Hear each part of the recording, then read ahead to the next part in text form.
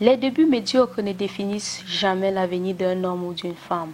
Cela montre seulement la réalité de leur point de départ, met en évidence le type d'effort qu'ils auraient besoin de déployer et leur montre, à travers l'histoire d'autres également, que les réalisations de la vie d'un homme ou d'une femme ne se reposent pas seulement sur sa décision d'essayer, mais dans leur capacité à positionner leurs esprits pour le succès, peu importe les revers auxquels ils sont confrontés.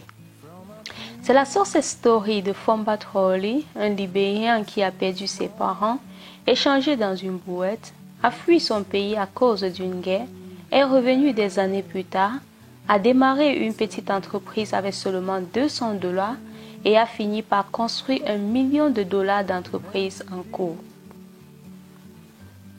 Fomba Traoré est né en 1971 de parents pauvres au Libéria. Dans le but d'obtenir une éducation formelle, sa mère Kumba Bentou a travaillé jour et nuit pour vendre des poivrons et des aubergines afin de nourrir ses enfants et d'essayer le peu qu'elle pouvait pour leurs études. Ses rêves de devenir un diplômé universitaire s'étaient effondrés lorsque sa mère était décédée dans les années 1980. Fomba, dévasté et confus, n'a eu d'autre choix que de quitter l'école.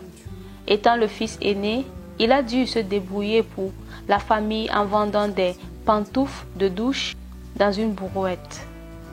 Une autre tragédie a encore frappé, mais il s'agissait cette fois d'une guerre civile et lui et sa famille n'avaient d'autre choix que de fuir le Libéria pour la Gambie en tant que réfugiés en 1989.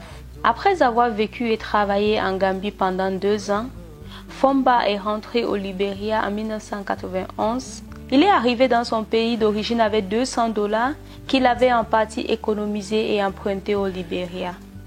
À son retour, Fomba s'est rendu compte qu'il y avait un besoin urgent de thon en caoutchouc dans la capitale, Monrovia, car beaucoup de gens marchaient largement pieds nus depuis la fin de la guerre.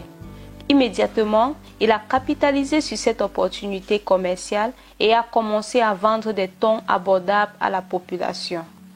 Il a utilisé les $200 qu'il avait obtenus pour créer une entreprise appelée Kumba Bentou en sens, qu'il a nommée en l'honneur de sa défunte mère, qui a tout mis en œuvre pour que ses enfants aient une vie meilleure avant de décéder.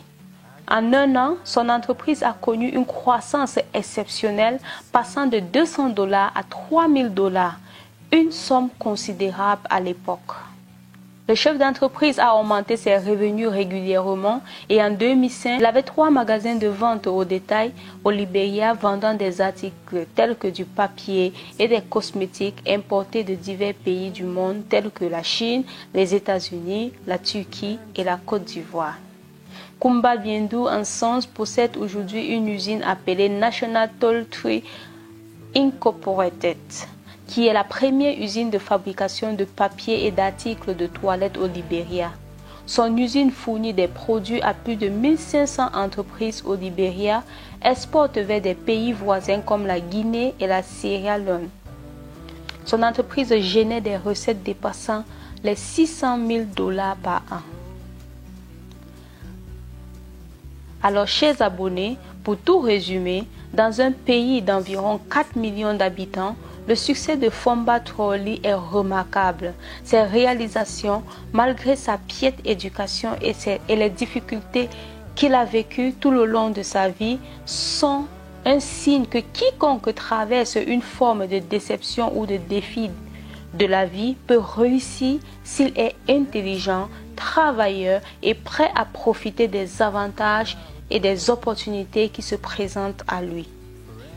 Merci d'avoir suivi cette success story sur Gina Zao Business TV. Je vous pose donc la question, que pensez-vous de cette success story de Fomba Traoré? Faites-moi savoir en laissant un commentaire. Merci.